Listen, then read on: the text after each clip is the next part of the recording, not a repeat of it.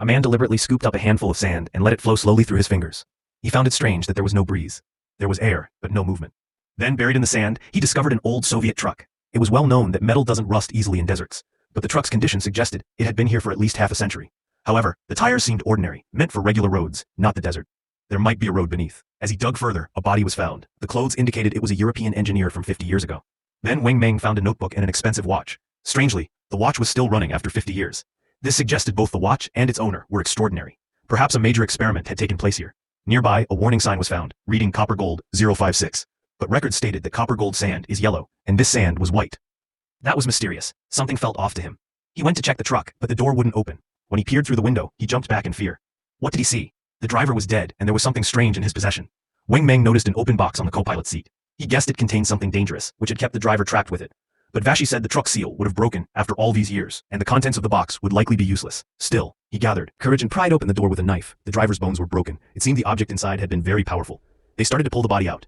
Then, Wang Meng noticed a strange rope behind them. When he tugged it, a grenade came out, its pin already removed. Wang Meng froze in fear, but Vashi quickly kicked the grenade away. Run!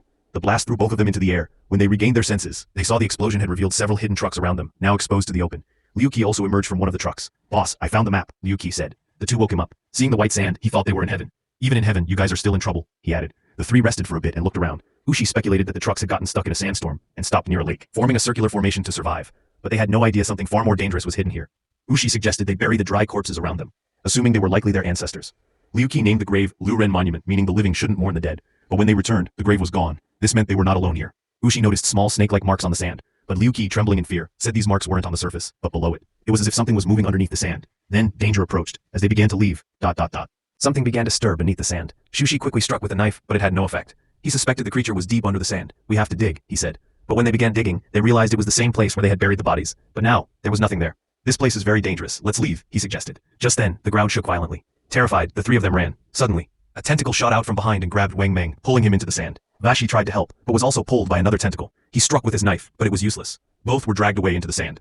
Liu Qi watched in horror, trembling. The next moment, a tentacle blasted him away, sending him flying several meters before crashing to the ground. Panicked, he buried his head in the sand. After a long time, he finally emerged from the sand, thinking he had survived.